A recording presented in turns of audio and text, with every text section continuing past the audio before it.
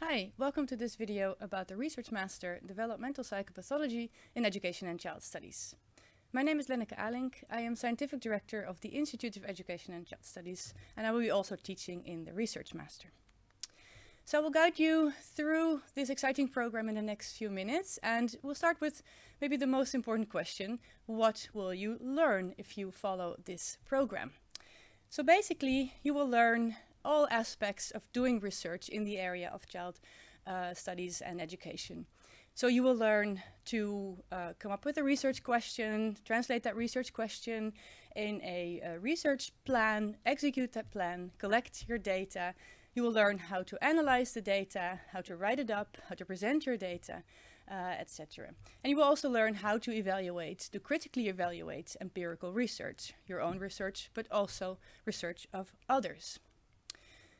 In order to do this, we think it's important that you're firmly grounded also in theory and practice of education and child studies.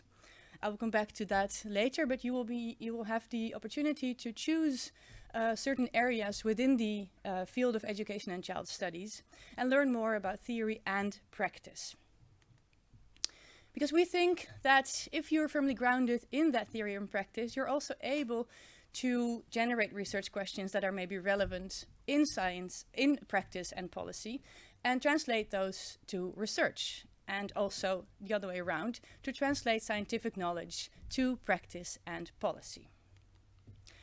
And in order to do all of that, you will also learn a lot of transferable skills. Think about ethics, data issues, open science, presentation skills, publication skills, both publication for a scientific audience as also for people who are eventually the end users of your knowledge, people in practice and people in policy. You'll learn to debate about research, and also you will learn about maybe one of the very first steps of doing research, writing grants. After you have thought about a research question, is often relevant also to generate money for that, and you will also learn how to do that. So in the end, you will become a researcher with a lot of research tools, with also proper knowledge and experience in the field, the practice and theory of education and child studies. So when you graduate, you will then be an expert in both context and research. You will know a lot about research within the context of education and child studies. And as said, you can choose your own subfield in that. You will be able to make that connection between practice, policy, and research. You will be able to use a broad scientific toolbox, both in terms of methodology, different types of research that you can do, and also different types of analytical approaches that you can use, and again, also in translating that research. And you will be able to tap into scientific knowledge with a strong analytical approach. When you graduate, you will be eligible for a broad spectrum of positions, of research positions in different types of organizations. And generally, these positions all help to generate more knowledge about the prevention and treatment of developmental problems. Many of our graduates end up as a PhD student in the field of education and child studies or in developmental psychopathology. Some end up in other types of research organizations. So there's quite a broad spectrum of positions that are waiting for you. So why or when would you be interested? Which characteristics would you like preferably have if you are interested, if you want to start this program?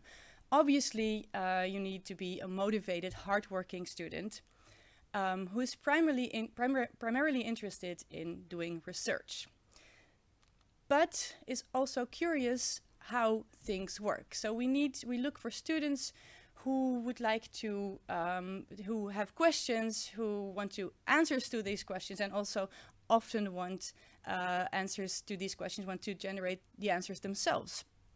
So you have to have that curiosity about how do things work, why is this the case, etc.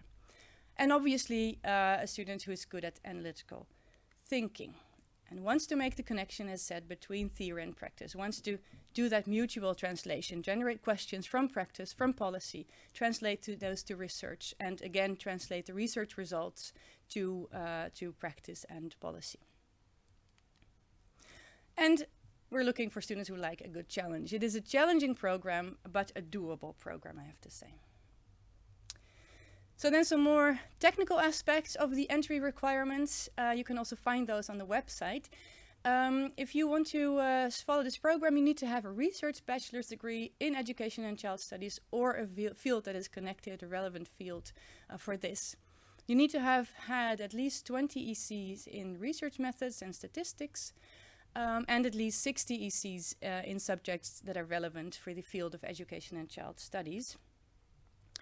And you also need to have a demonstrable affinity with the research area that are covered in the research master's program. So you would have to have a bachelor's thesis that covers one of the topics that are covered in the research master's program. And you will have to have a grade for your bachelor's thesis of at least 7.5. And for international students who do not have English or Dutch as their primary language, they need to have an IELTS test of at least 7.0. As I said, always check the website if you would like to know the entry requirements, because they may change. So always refer to the website before you sign up for the program. So you can apply for the program before the 1st of April via this website, studielink.nl. We would like to see your bachelor's thesis, we would like to see your CV and a letter of motivation, and also 2 letters of recommendation. And then there's an interview with the admissions board, which is part of the procedure. And in this interview, the admissions board would like to know more about your motivation and also your plans for the research master. So then something about the structure of the program. It is a 2-year program that has a very firm core in research. This is the core of the program, and you will follow these courses with all the research master students. And this is a small group. We generally have about 15 students, so you will all follow these courses with a small group of students. So this means a lot of interaction, a lot of active participation in the courses.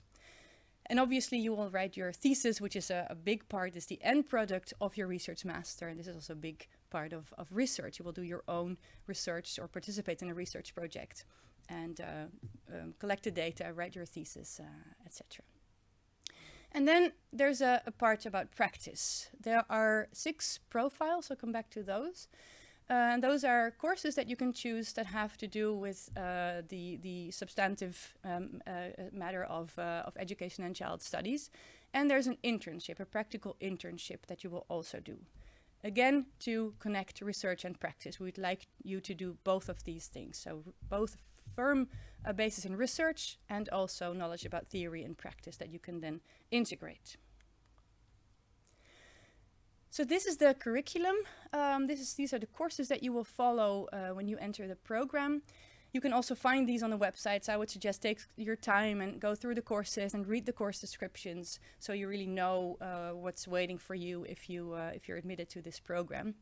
But you can see the green courses are research courses, and it starts off in the first year with a lot of research courses. The second year then will have your practical internship in semester 3 and 4. And as you can see, the profiles, which are courses within the area of education and child studies, also start in the first year and then continue in the second year.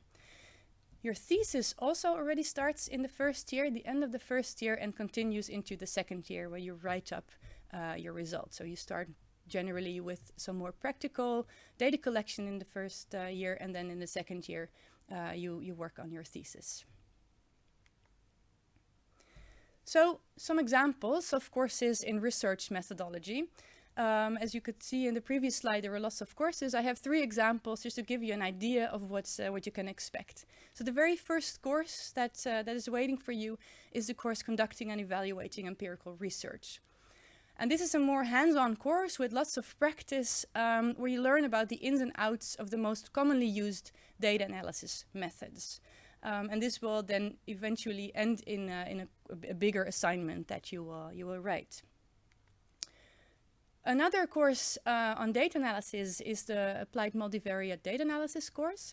And this is a series of mini courses on more advanced analysis methods. So you will learn different programs, different analysis methods, and you will also do short assignments for these mini courses. And then another course in research methodology that is not about data analysis, but is about one of the first steps in research is a course about designing research for science and society.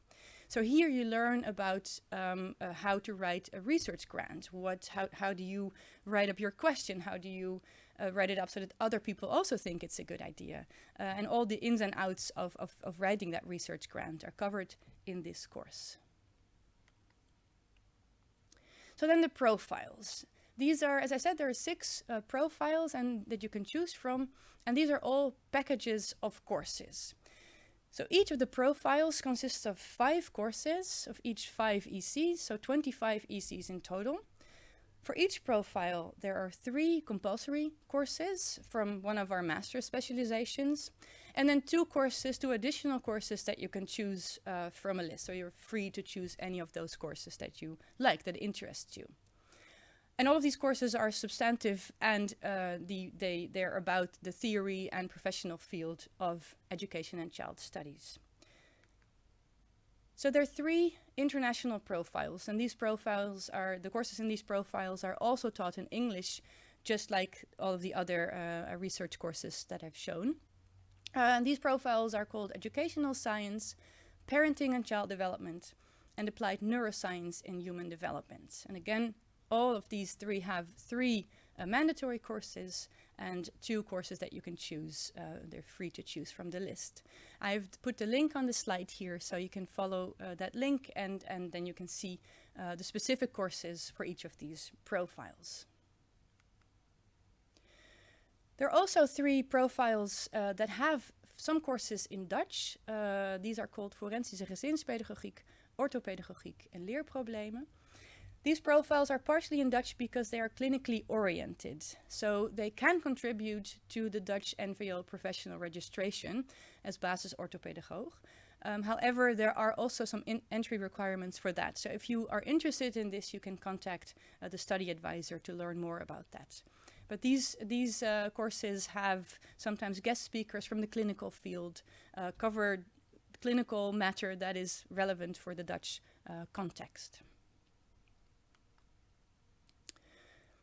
And then after you follow these courses, you are doing an internship of 20 ECs. And in this internship, it is important that you learn practical knowledge, that you really learn what's out there in the clinical or practical field. This can be clinically or could be more policy oriented.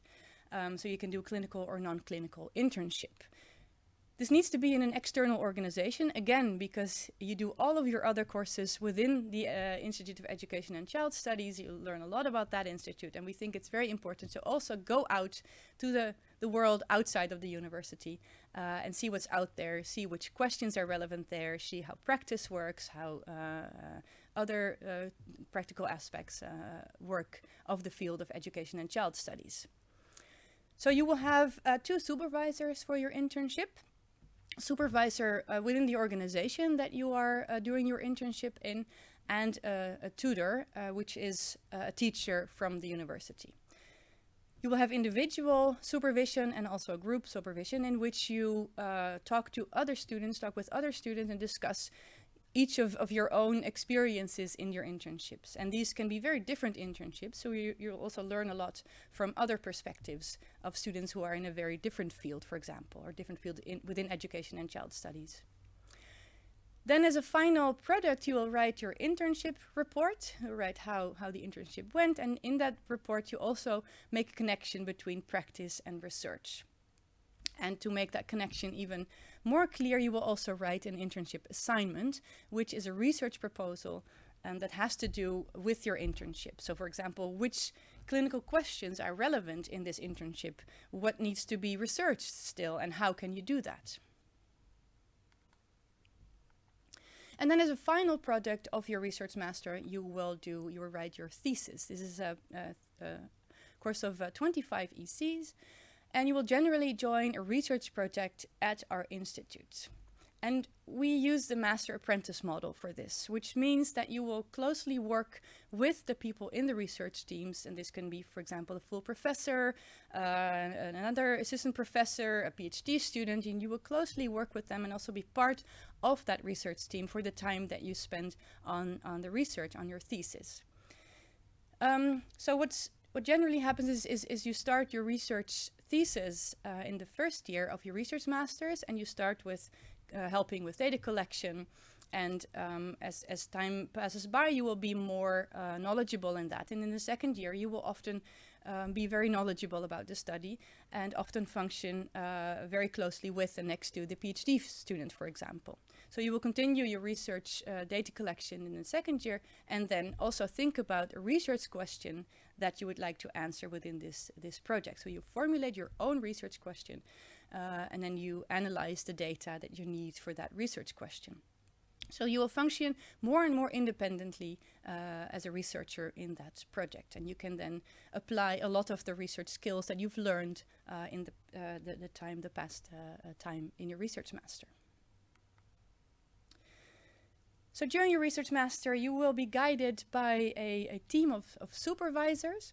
At the beginning of your research master, at the start, you will be assigned a mentor. And this is a person that does research in an area that you're interested in. So there is a connection between your interests and the interests of the research of your mentor. Then you will also be assigned a research tutor, and this is more relevant for your thesis, for your research that you're doing in your thesis. And this is often a person who's very busy with hands-on data collection, for example, in the project that you are collaborating with for your thesis. And you work closely with them to really learn the ins and outs of that data collection, of the study that's going on. And then you will have a thesis supervisor, and this is the person who guides you through your thesis, gives you feedback, and eventually grades your thesis. And this thesis supervisor can be the same person as the research tutor or the mentor in some cases. And then you will have an internship tutor, as I said. This is a teacher from the university who will guide you through your internship process. And for questions or hurdles that you experience, you can contact the study advisor for the research master. So we have a couple of research master facilities. First of all, there is a Ramat Casimir studio, and this is a room with workplaces where research masters can go and work, study for their courses, work on their thesis, but they also meet other research master students of the program there. So it's really a place also to connect with others and to have this group feeling of this group that you're doing the program with together. Then there's the Ina van Berkelaar Onderstipendium. Research master students can apply for this stipendium if they're interested in going abroad for a period of time, for example, to attend a conference or to do an internship abroad. And this stipendium covers part of the costs for that. And we also would like a research master student to be a member of the program committee. We have a program committee for all the programs that we have. So there's a bachelor student, there are a couple of bachelor students, master students, but also a research master students to really make the connection between what these students experience, what they like about the program, and how the program can be improved. So if you would like to talk with us about that, this might be also something for you. Finally, some quotes that students have about the research master students that have followed the program. They say you learn a lot about academic and also personal skills. So it's also a personal journey that you take on for 2 years. You get a lot of research opportunities with good researchers is something they say. A lot of individual attention. As I said, the classes are generally small. And you have this team of supervisors, so you talk a lot individually with teachers about your progress, about your questions, etc. And because these classes are small, you get to engage in the class. It's really not a passive course, but you have to actively engage and also critically evaluate and talk about what you hear and discuss that with teachers and other students. It's a challenging program, but a rewarding program is something they say, and they also say it is an adventure. So perhaps this is an adventure that applies to you. Maybe you're interested in taking on this adventure. If you have more questions, do not hesitate to contact us. And I would like to thank you for your attention, and I wish you the best of luck.